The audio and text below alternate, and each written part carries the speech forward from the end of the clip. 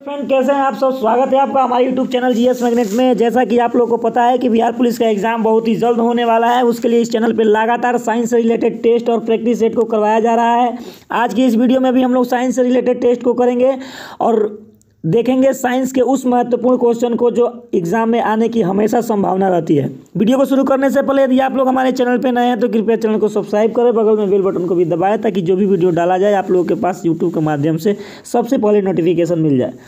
चलिए, आज के हमारे सेशन का पहला प्रश्न है उसको ध्यान से देखिएगा। हमारा पहला प्रश्न है, ट्रांसफार्मर किस सिद्धांत पर कार्य करता है। ट्रांसफार्मर किस सिद्धांत पर कार्य करता है। बात की जाए इस क्वेश्चन की राइट आंसर की, तो इसका राइट आंसर आप लोग को पता होना चाहिए ऑप्शन नंबर सी, यानी कि अन्योन्य प्रेरण या फैराडे के विद्युत चुंबकीय प्रेरण के सिद्धांत पर जो है ट्रांसफार्मर काम करता है। तो बात की जाए इस क्वेश्चन की राइट आंसर की, तो इसका right answer option number C आप लोग को पता होना चाहिए, अन्योन्य प्रेरण।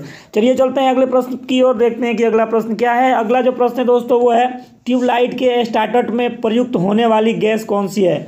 ट्यूबलाइट के स्टार्टर में प्रयुक्त होने वाली गैस कौन सी है दोस्तों, ये बताना है। तो जैसे आप लोग जानते हैं कि जितने भी बल्ब होते हैं या ट्यूबलाइट होते हैं दोस्तों, उसमें निष्क्रिय गैस को भरा जाता है। किस गैस को भरा जाता है दोस्तों, निष्क्रिय गैस को भरा जाता है। बात की जाए बल्ब की, तो दोस्तों बल्ब में आर्गन और नाइट्रोजन को मिला करके सीक कर दिया जाता है। ठीक है, अगर इस क्वेश्चन की राइट आंसर की बात की जाए तो इसका राइट आंसर आप लोग को पता होना चाहिए ऑप्शन नंबर डी, यानी कि आर्गन। यानी कि क्या दोस्तों, आर्गन। देखिए, बल्ब से रिलेटेड जितने भी गैस वाली बात आती है दोस्तों, आप लोग आर्गन और नाइट्रोजन को हमेशा याद रखिएगा।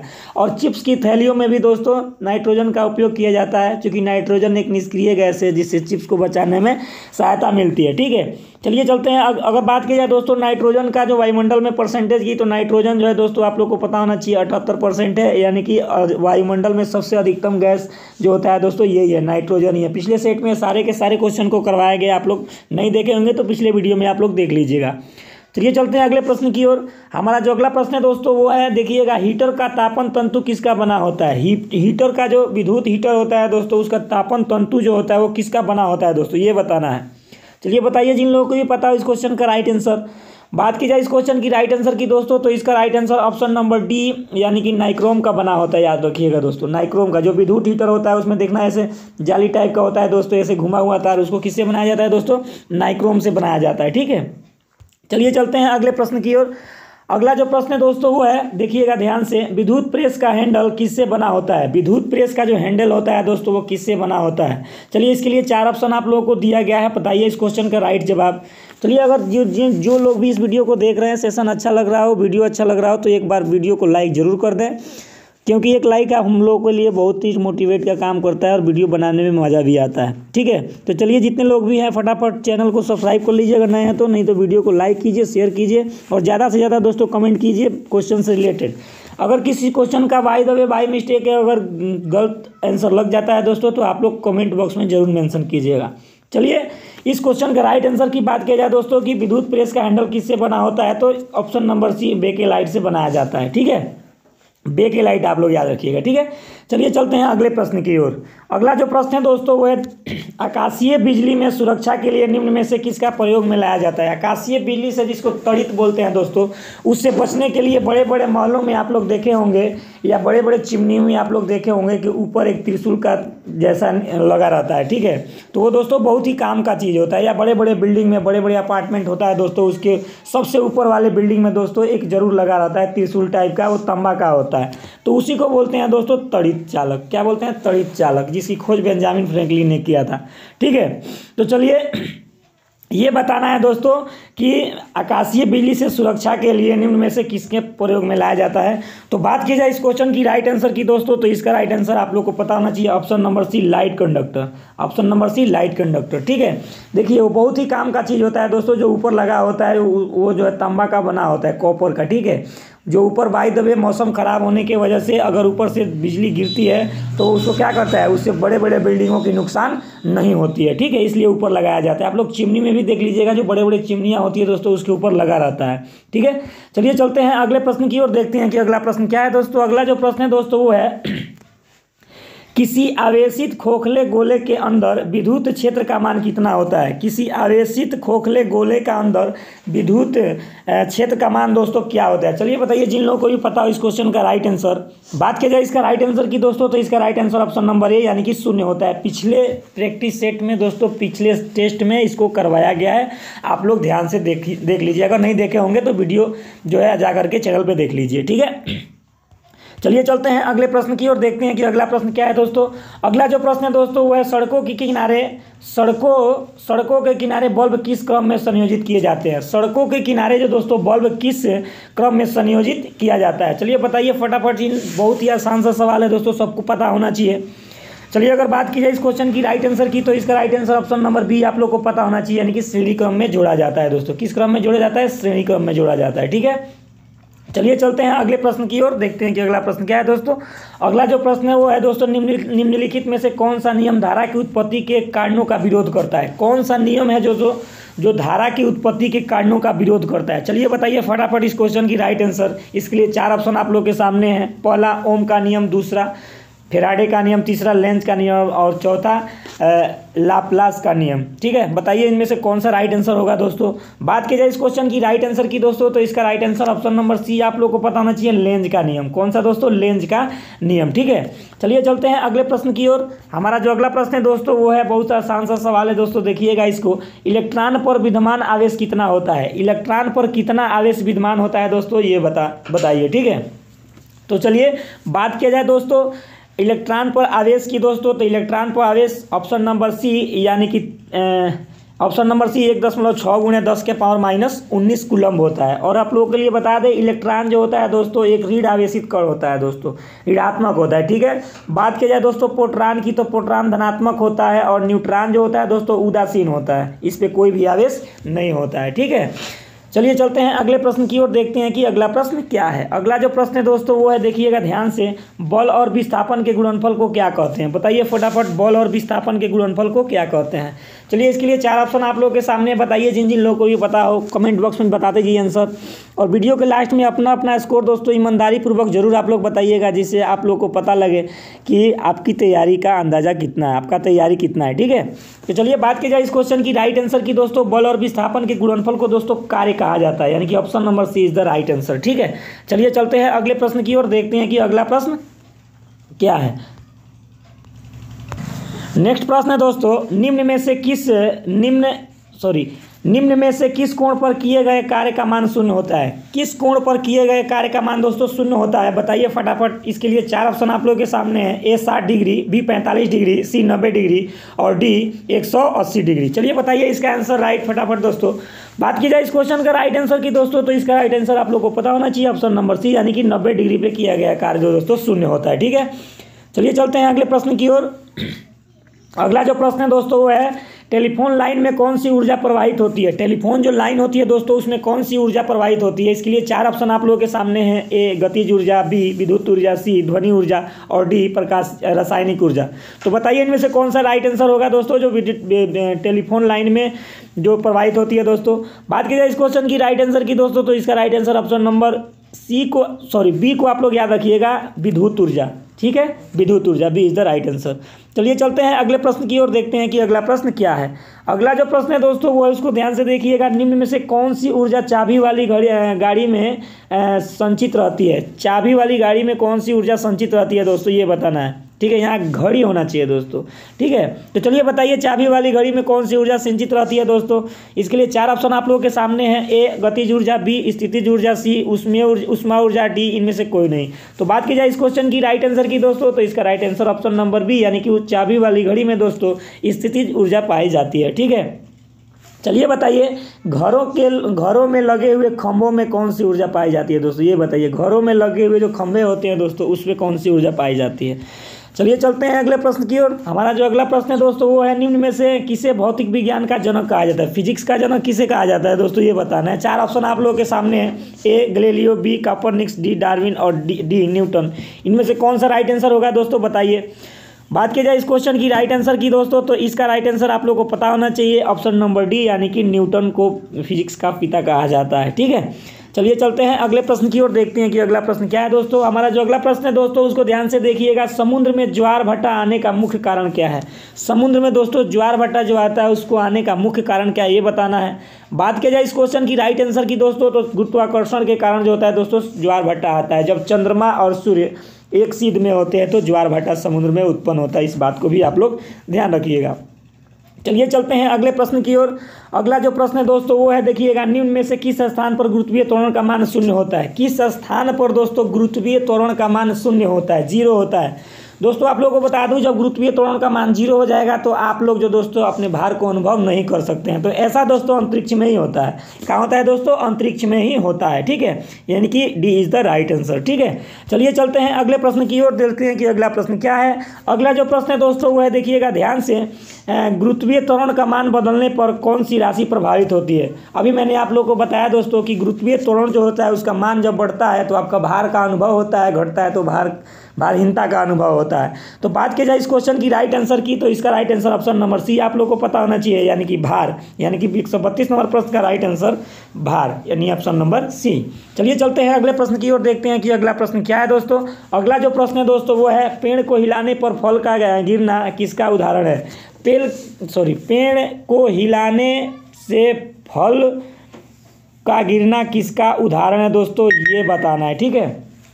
तो चलिए अगर बात की जाए इस क्वेश्चन की राइट आंसर की, तो इसके राइट आंसर जो है दोस्तों 4 ऑप्शन आप लोगों के सामने हैं। गति का प्रथम नियम, गति का द्वितीय नियम, गति का तृतीय नियम और डी फैराडे का नियम। इनमें से कौन सा होगा दोस्तों? तो आप लोगों को बता दें दोस्तों, जब पेड़ पे लगे हुए फल जो है दोस्तों स्थिर जड़त्व के कारण दोस्तों शांत रहते हैं, और जैसे उस पर बाहरी बल को लगाया जाता है दोस्तों तो क्या होता है कि वो गतिज जड़त्व में आ जाता है। और न्यूटन का प्रथम नियम कहता है कि अगर कोई वस्तु स्थिर है तो वो स्थिर ही रहना चाहती है, और अगर कोई वस्तु गतिशील है तो वो गतिशील ही रहना चाहती है जब तक कि उस पर कोई बाह्य बल आरोपित न कर दिया जाए। तो पेड़ पे लगे हुए आम दोस्तों या कोई भी फल हो स्थिर में रहता है दोस्तों, और जैसे उस पर बाहरी बल लगाया जाता है तो वो गति में आ जाता है। यानी कि ये कौन से नियम का फॉलो कर रहा है दोस्तों? यानी कि ऑप्शन नंबर ए, न्यूटन के प्रथम गति के नियम को, ठीक है।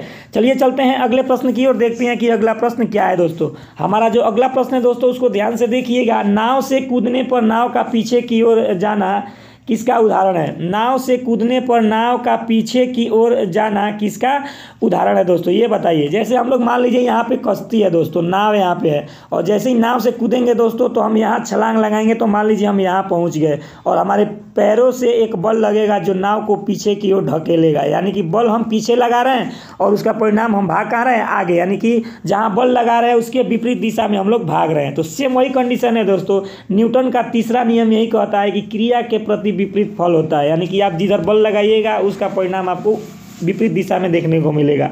बात करें इस क्वेश्चन की राइट आंसर की, तो इसका right answer option number C, यानी कि न्यूटन की गति का तृतीय नियम के अनुसार, ठीक है। चलिए चलते हैं अगले प्रश्न की ओर, देखते हैं कि अगला प्रश्न क्या है।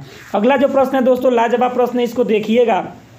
चंद्रमा के पलायन वेग का मान कितना होता है? चंद्रमा के पलायन वेग का मान कितना होता है दोस्तों, ये बताना है। कल के प्रैक्टिस सेट में आप लोगों को मैंने बताया था कि पृथ्वी का पलायन वेग जो दोस्तों 11.2 किलोमीटर प्रति सेकंड होता है पृथ्वी का पलायन वेग। यानी कि इस स्पीड से पृथ्वी से कोई वस्तु को ऊपर फेंका जाए तो वस्तु नीचे नहीं गिरेगी, ऊपर की ही ऊपर रह जाएगी, यानी कि पृथ्वी के कक्षा को पार कर जाएगी। तो चलिए सेम यही कंडीशन चंद्रमा पे देखते हैं दोस्तों कि चंद्रमा पे किसी वस्तु को कितनी स्पीड से फेंका जाए तो वस्तु ऊपर ही रह जाएगी। तो बात की जाए इस क्वेश्चन की राइट आंसर की, तो इसका right answer option number D, यानी कि 2.31 किलोमीटर दोस्तों प्रति सेकंड के हिसाब से आप लोग फेंकिएगा तो चंद्रमा के कक्ष को बाहर कर जाएगा, ठीक है। चलिए चलते हैं अगले प्रश्न की ओर, देखते हैं कि दोस्तों अगला प्रश्न क्या है। अगला जो प्रश्न है दोस्तों उसको देखिएगा। दूरसंचार उपग्रह का परिक्रमण काल कितना का होता है? दूरसंचार उपग्रह का परिक्रमण काल कितना का होता है दोस्तों, ये बताना है, ठीक है। इसके लिए 4 ऑप्शन आप लोगों के सामने दिया गया है दोस्तों, बताइए फटाफट जिन लोगों को भी आंसर पता हो। चलिए अगर बात की जाए इस क्वेश्चन की राइट आंसर की दोस्तों, तो इसका right answer option number D आप लोग को पता होना चाहिए, 24 घंटा, ठीक है। चलिए चलते हैं अगले प्रश्न की ओर। हमारा जो अगला प्रश्न है दोस्तों वो है, अंतरिक्ष यान में पृथ्वी की परिक्रमा करते समय भारहीनता अनुभव होने का कारण क्या है? भारहीनता अनुभव होने का कारण क्या है दोस्तों अंतरिक्ष यान में पृथ्वी की परिक्रमा करते समय? बात की जाए इस क्वेश्चन की राइट आंसर की दोस्तों, तो इसका राइट आंसर आप लोग को पता होना चाहिए, यानी कि त्वरण। किसके कारण दोस्तों? त्वरण के कारण जो है शून्य त्वरण के कारण, यानी कि शून्य त्वरण के कारण जो है दोस्तों हम लोगों को भारहीनता का अनुभव होता है। जैसे आप लोग को पता है कि जब हम लिफ्ट पर चढ़ते हैं तो हमें कुछ नहीं मतलब हमें ऐसा लगता है कि हमें कितना वजन है, और जैसे लिफ्ट से नीचे उतरते हैं दोस्तों तो हमें लगता है कि हमारे शरीर में वजन ही नहीं है। और तो और दोस्तों आप लोग मेले में गए होंगे कहीं, और मेले में आप लोग जब टावर झूला पे चढ़ते होंगे तो जब ऊपर ले जाता है दोस्तों तो बहुत मज़ा आता है, जैसे नीचे गिराता है दोस्तों तो हमारे शरीर का भार घट जाता है और ऐसा लगता है कि हम गए अब, ठीक है। यानी ये सब किसकी वजह से होता है दोस्तों? भारहीनता की वजह से ही होता है, भार की वजह से ही होता है। यानी कि ऊपर ले जाते समय झूला पे हमारा भार बढ़ जाता है और नीचे ले आते समय झूला का हम लोग का भार जो है दोस्तों क्या हो जाता है? कम हो जाता है। देखिए भार और वजन में बहुत अंतर होता है। चलिए बताइए भार और वजन में अंतर क्या होता है, ठीक है। भार और द्रव्यमान में क्या अंतर है दोस्तों, ये बताइए, कमेंट बॉक्स में बताइए जिन लोगों को भी पता है, ठीक है।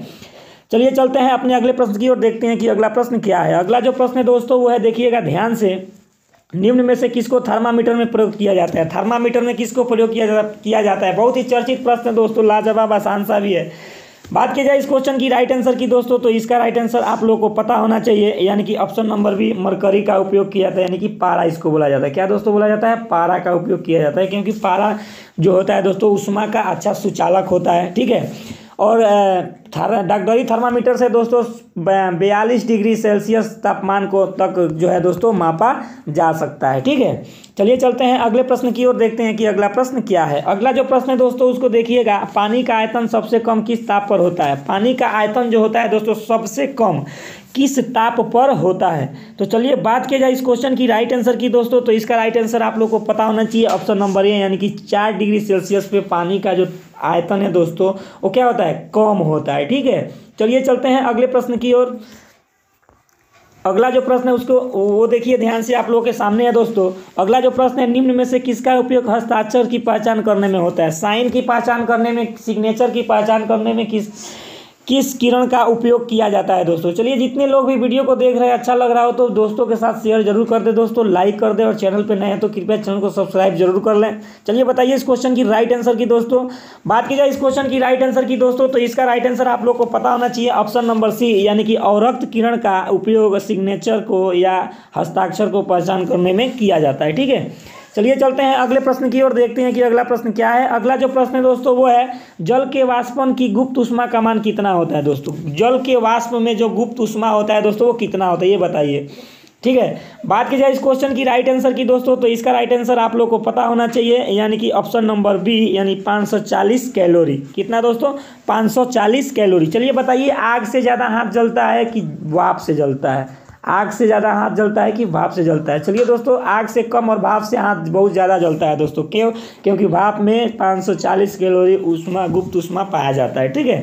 चलिए चलते हैं अगले प्रश्न की ओर। हमारा जो अगला प्रश्न है दोस्तों वो है, कपूर का पानी पर नाचना किस घटना का उदाहरण है? कपूर का पानी पर नाचना दोस्तों किस घटना का उदाहरण है, ये बताना है दोस्तों, ठीक है। बात की जाए इस क्वेश्चन की राइट आंसर की दोस्तों, तो इसका right answer option number B, यानी कि केशिकत्व के कारण होता है, ठीक है। B is the right answer, ठीक है। चलिए चलते हैं अगले प्रश्न। चलिए आप लोग ये बताइए दोस्तों कि जो पेन होता है दोस्तों, कलम से हम लोग जो जिस कलम से लिखते हैं उसमें स्याही किस विधि के द्वारा आगे बढ़ता है दोस्तों, ये बताइए, किस प्रक्रिया के द्वारा, ठीक है।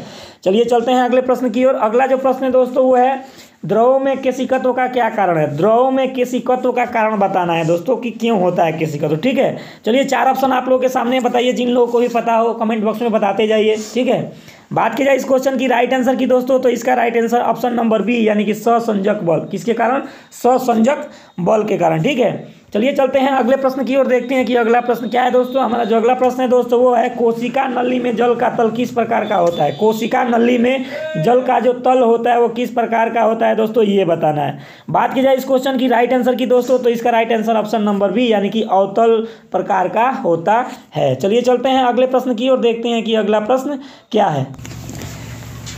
हमारा अगला जो प्रश्न है उसको ध्यान से देखिएगा दोस्तों। अगला प्रश्न है, संयंत्रता का मापन करने के लिए निम्न में से किसका प्रयोग किया जाता है? संयंत्रता का मापन करने के लिए दोस्तों निम्न में से किसका प्रयोग किया जाता है? तो चलिए जिन लोगों को भी इसका आंसर राइट आंसर पता है दोस्तों बताते चलिए।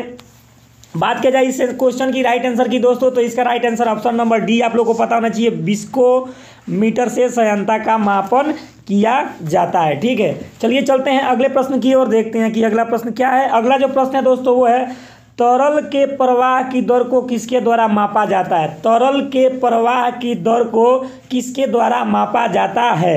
अगर बात किया जाए इस क्वेश्चन की राइट आंसर की दोस्तों, देखिए जिन जिन लोगों को भी आंसर पता हो रहा है दोस्तों कमेंट बॉक्स में बताते चलिए, ठीक है।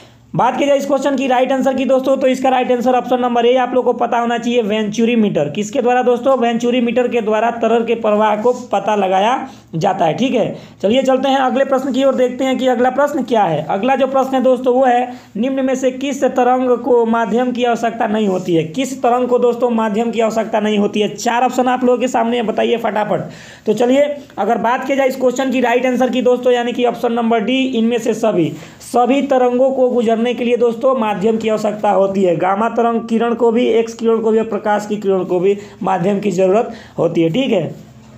नहीं होती है, ठीक है। चलिए चलते हैं, कहीं भी दोस्तों ये गति गमन कर सकता है, ठीक है। चलिए चलते हैं अगले प्रश्न की ओर, देखते हैं कि अगला प्रश्न क्या है। अगला जो प्रश्न है दोस्तों वो है, देखिएगा ध्यान से, ध्वनि की चाल पर किसका प्रभाव नहीं पड़ता? ध्वनि की चाल पर किसका प्रभाव दोस्तों नहीं पड़ता? तो अगर बात की जाए इस क्वेश्चन की राइट आंसर की, तो इसका right answer option number C, यानी कि दाब का प्रभाव नहीं पड़ता है दोस्तों। ध्वनि के चाल को प्रभावित आर्द्रता भी करता है, माध्यम भी करता है और ताप भी करता है, ठीक है। ज़्यादा टेम्परेचर होगा तो ध्वनि तेज़ी से दौड़ेगा कि कम दौड़ेगा, आर्द्रता होगा तभी ध्वनि किस हिसाब से दौड़ेगा दोस्तों, इस सब पे निर्भर करता है, ठीक है। लेकिन ये दाब पे जो है निर्भर नहीं करता है, ठीक है।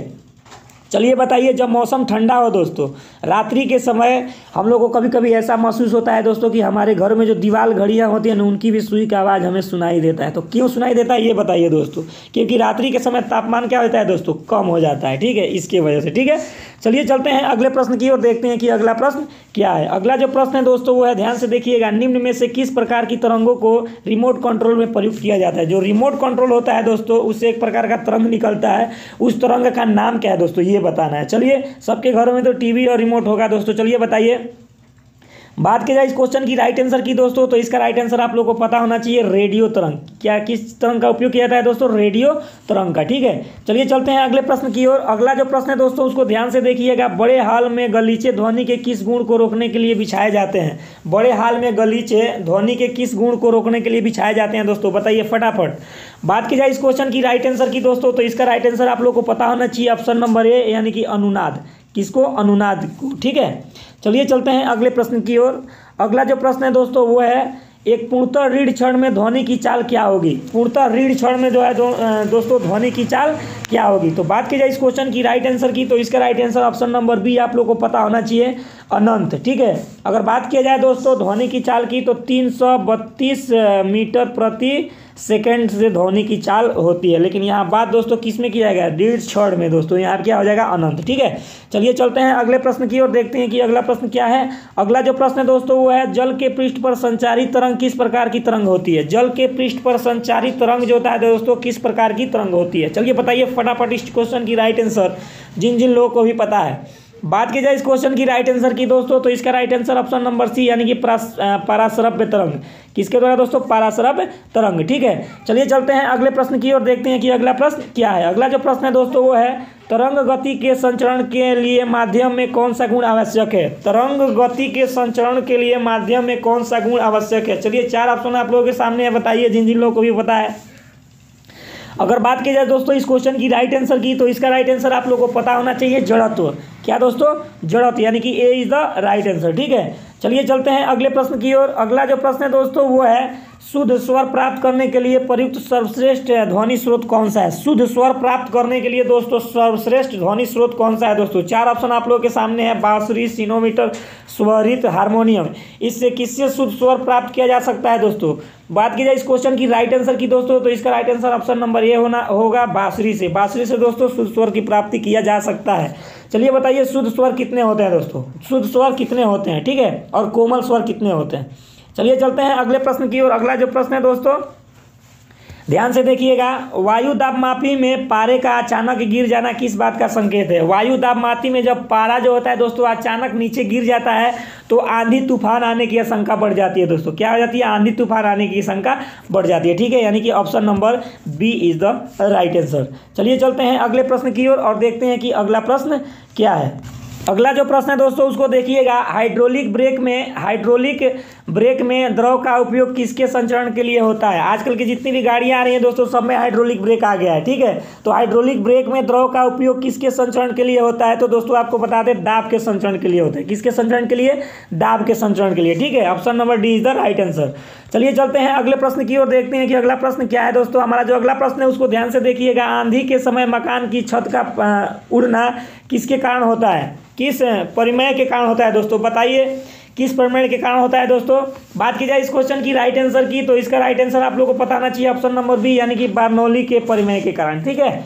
चलिए चलते हैं अगले प्रश्न की ओर। हमारा जो अगला प्रश्न है दोस्तों वो है, देखिएगा ध्यान से, किसी एकांक क्षेत्रफल पर कार्यरत बल को क्या कहा जाता है। किसी एकांक क्षेत्रफल पर कार्यरत बल को दोस्तों क्या कहा जाता है, तो किसी एकांक क्षेत्रफल कार्यरत बल को दोस्तों प्रेशर यानी दाब कहा जाता है। Option number C is the right answer, ठीक है। चलिए चलते हैं अगले प्रश्न की ओर। अगला जो प्रश्न है दोस्तों उसको ध्यान से देखिएगा, किसी पिंड की अपनी साम्यावस्था के इर्द गिर्द गति को क्या कहते हैं। चलिए 4 ऑप्शन आप लोगों के सामने दिया गया है, फटाफट इस क्वेश्चन का आंसर बताइए, फटाफट इस क्वेश्चन का आंसर बताइए दोस्तों। अगर बात की जाए इस क्वेश्चन की राइट आंसर की दोस्तों, तो इसका राइट आंसर आप लोगों को पता होना चाहिए ऑप्शन नंबर सी, यानी कि दोलन। क्या दोस्तों, दोलन कहा जाता है, ठीक है। चलिए चलते हैं अगले प्रश्न की ओर। हमारा जो अगला प्रश्न है उसको देखिएगा, किसी पिंड का अपनी साम्यावस्था से अधिकतम विस्थापन को क्या कहा जाता है। अब अधिकतम विस्थापन को क्या कहा जाता है दोस्तों, ये बताना है, ठीक है।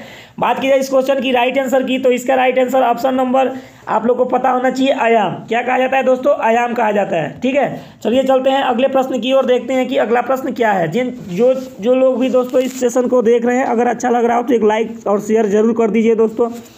चलिए चलते हैं अगले प्रश्न की ओर, देखते हैं कि अगला प्रश्न क्या है। 1 सेकंड में होने वाले कंपनों की संख्या को क्या कहते हैं, बताइए 1 सेकंड में होने वाले कंपनों की संख्या को क्या कहते हैं दोस्तों। चलिए बात की जाए इस क्वेश्चन की राइट आंसर की, तो इसका right answer option number D आप लोगों को पता होना चाहिए, आवृत्ति कहते हैं। दोस्तों जानकारी के लिए बता दो कि जब भी किसी वस्तु में कंपन होती है तभी जाकर के उस वस्तु से क्या होती है, आवाज़ें निकलती हैं। जैसे हम लोग बोलते हैं तो हम लोग के गले में कंपन होती है दोस्तों, क्या होती है, कंपन। तो बिना कंपन की जो है ध्वनि उत्पन्न नहीं हो सकती है, ठीक है। इस बात को भी आप लोग ध्यान रखिएगा। चलिए चलते हैं अगले प्रश्न की ओर, देखते हैं कि अगला प्रश्न क्या है। अगला जो प्रश्न है दोस्तों वो है, किसी लोलक की साम्यावस्था की ओर लाने वाला बल कौन सा है। किसी लोलक को साम्यावस्था की ओर लाने वाला बल कौन सा है दोस्तों, बताइए फटाफट। इसके लिए 4 ऑप्शन आप लोगों के सामने है। अगर बात की जाए इस क्वेश्चन की राइट आंसर की दोस्तों, तो इसका right answer option number C आप लोगों को पता होना चाहिए, प्रत्यानयन बल। कौन सा बल दोस्तों, प्रत्यानयन बल, यानी कि सी इज द राइट आंसर। चलिए चलते हैं अगले प्रश्न की ओर, देखते हैं कि अगला प्रश्न क्या है। अगला जो प्रश्न है दोस्तों वो है, हाथ घड़ी की सेकंड की सुई का आवर्तकाल कितना होता है। हाथ जो घड़ी होती है उसको उसकी सेकंड की सुई का आवर्तकाल कितना होता है, यानी कि जहाँ से शुरू करती है वहाँ पे कितना देर में पहुँचती है, ये बताना है। बात की जाए इस क्वेश्चन की राइट आंसर की दोस्तों, तो इसका राइट आंसर आप लोगों को पता होना चाहिए 1 मिनट। कितना मिनट दोस्तों, 1 minute, D is the right answer. चलिए चलते हैं अगले प्रश्न की ओर, देखते हैं कि अगला प्रश्न क्या है दोस्तों। हमारा जो अगला प्रश्न है वो है, सरल आवर्त गति कर रहे कण हेतु साम्यावस्था में किस राशि का मान शून्य नहीं होता है। किस राशि का मान जो है दोस्तों शून्य नहीं हो सकता है, ये बताना है। तो चलिए अगर बात की जाए इस क्वेश्चन की राइट आंसर की, तो वेग का मान भी शून्य हो सकता है दोस्तों, और बल का मान भी क्या हो सकता है, शून्य हो सकता है। विस्थापन भी शून्य हो सकता है, लेकिन त्वरण की बात की जाए दोस्तों तो त्वरण कभी शून्य नहीं हो सकता है, ठीक है। तो D is the right answer. चलिए चलते हैं अगले प्रश्न की ओर, देखते हैं कि अगला प्रश्न क्या है। अगला जो प्रश्न है दोस्तों वह निम्न में से कौन सी मात्रकों की आधुनिक पद्धति है। मात्रकों की आधुनिक पद्धति कौन सा है दोस्तों, इसको बताना है। 4 ऑप्शन आप लोगों के सामने है, ए CGS पद्धति, बी FVS पद्धति, सी AMKS पद्धति और डी SI पद्धति। तो बात की जाए इस क्वेश्चन की राइट आंसर की दोस्तों, तो इसका राइट आंसर आप लोगों को पता होना चाहिए SI पद्धति, ठीक है। चलिए चलते हैं अगले प्रश्न की ओर, देखते हैं कि अगला प्रश्न क्या है।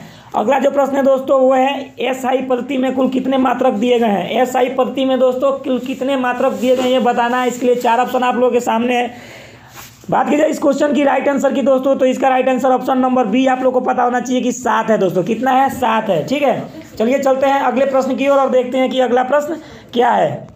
चलिए चलते हैं अगले प्रश्न की ओर। अगला जो प्रश्न है दोस्तों उसको ध्यान से देखिएगा, निम्न में से कौन सा पदार्थ की मात्रा का मात्रक है। पदार्थ की मात्रा का मात्रक क्या होता है दोस्तों, तो चलिए इसके लिए 4 ऑप्शन आप लोगों के सामने है, बताइए फटाफट। ए कैंडेला, बी एम्पियर, सी मोल और डी मोह। तो बात की जाए इस क्वेश्चन की राइट आंसर की, तो पदार्थ की मात्रा दोस्तों मोल होता है। क्या होता है दोस्तों, मोल होता है, ठीक है। चलिए चलते हैं अगले प्रश्न की ओर। 1 मोल बराबर दोस्तों होता है 6.23 × 10⁻23। ठीक है, इस बात को आप लोग ध्यान रखिएगा। ठीक है, चलिए चलते हैं अगले प्रश्न की ओर, देखते हैं कि अगला प्रश्न क्या है। अगला जो प्रश्न है दोस्तों वो है पृष्ठ तनाव की एसआई पद्धति में क्या इकाई है। पृष्ठ तनाव की एसआई पद्धति में क्या इकाई है दोस्तों, बताइए इसके लिए फटाफट।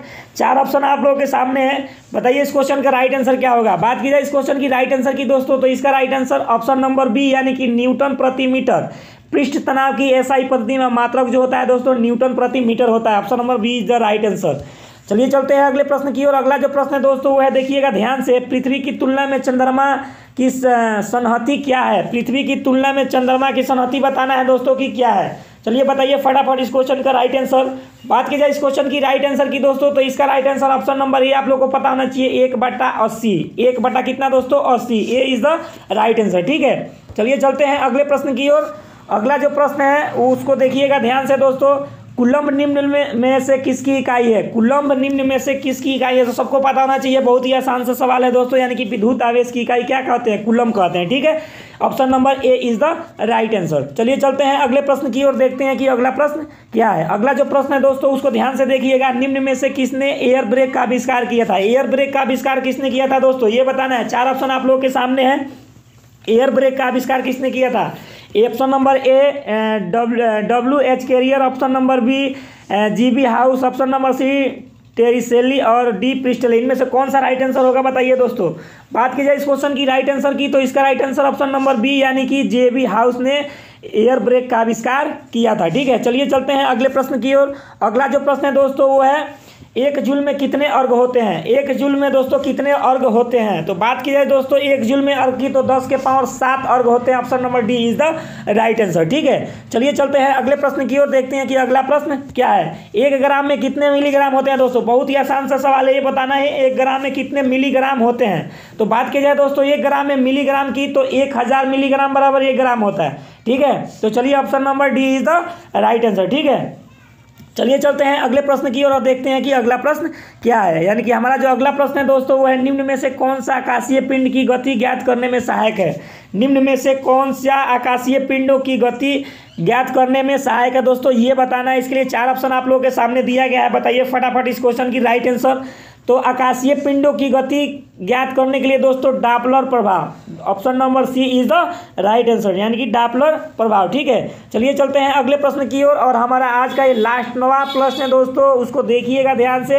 मेक संख्या का प्रयोग निम्न में से किसकी चाल से संबंधित है। मेक संख्या की दोस्तों निम्न में से किसकी चाल से संबंधित है। तो बात की जाए इस क्वेश्चन की राइट आंसर की, तो इसका राइट आंसर आप लोग को पता होना चाहिए। मेक संख्या जो है दोस्तों विमान से संबंधित है। विमान की चाल को मेक संख्या में दोस्तों प्रयुक्त किया जाता है, मतलब दर्शाया जाता है। ठीक है, तो चलिए आज के इस सेशन में बस इतना ही, मिलेंगे एक अगले सेशन में, तब तक के लिए जय हिंद जय भारत। यदि अगर आप लोग ये वीडियो अच्छा लगा हो तो एक बार चैनल को सब्सक्राइब, वीडियो को शेयर और लाइक करना ना भूलें। मिलेंगे एक अगले नेक्स्ट दिन कल, यानी कि साइंस के ही टेस्ट में, तब तक के लिए जय हिंद जय भारत।